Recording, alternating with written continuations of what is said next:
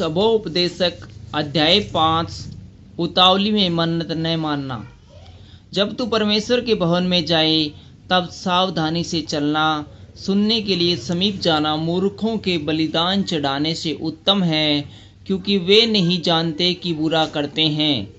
बातें करने में उतावली न करना और न अपने मन से कोई बात उतावली में परमेश्वर के सामने निकालना, क्योंकि परमेश्वर स्वर्ग में है और तू पृथ्वी पर है, इसलिए तेरे वचन थोड़े ही हो। क्योंकि जैसा कार्य की अधिकता के कारण स्वप्न देखा जाता है, वैसे ही बहुत सी बातों का बोलने वाला मूर्ख ठहरता है। जब तू परमेश्वर के लिए मन्नत माने तब उसके पूरा करने में विलंब न करना, क्योंकि वह मूर्खों से प्रसन्न नहीं होता। जो मन्नत तूने मानी हो उसे पूरी करना। मन्नत मानकर पूरी न करने से मन्नत का न मानना ही अच्छा है। कोई वचन कहकर अपने को पाप में न फंसाना और न ईश्वर के दूत के सामने कहना कि यह भूल से हुआ।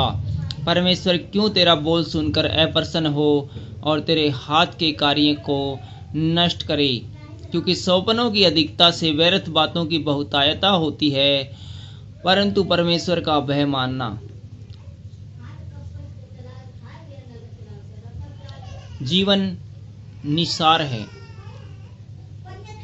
यदि तू किसी प्रांत में निर्धन पर अंधेर और न्याय और धर्म को बिगड़ता देखे तो इससे चकित न होना, क्योंकि एक अधिकारी से बड़ा दूसरा रहता है, जिसे इन बातों की शुद्धि रहती है और उनसे भी और अधिक बड़े रहते हैं। भूमि की उपज सबके लिए है, वरन खेती से राजा का भी काम चलता है। जो रुपये से प्रीति रखता वह रुपये से तृप्त न होगा, और जो बहुत धन से प्रीति रखता है लाभ से, यह भी व्यर्थ है। जब संपत्ति बढ़ती है तो उसके खाने वाले भी बढ़ते हैं। तब उसके स्वामी इसे छोड़ और क्या लाभ होता है कि उस संपत्ति को अपनी आँखों से देखे। परिश्रम करने वाला चाहे थोड़ा खाए या बहुत, तो भी उसकी नींद सुखदायक होती है, परंतु धनी का धन बढ़ने के कारण उसको नींद नहीं आती। मैंने धरती पर एक बड़ी बुरी बला देखी है, अर्थात वह धन जिसे उसके मालिकों ने अपनी ही हानि के लिए रखा हो और वह किसी बुरे काम में उड़ जाता है और उसके घर में बेटा उत्पन्न होता है, परंतु उसके हाथ में कुछ नहीं रहता।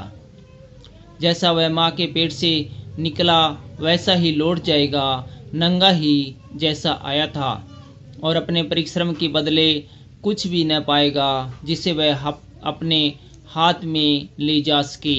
यह भी एक बड़ी बला है कि जैसा वह आया ठीक वैसा ही वह जाएगा।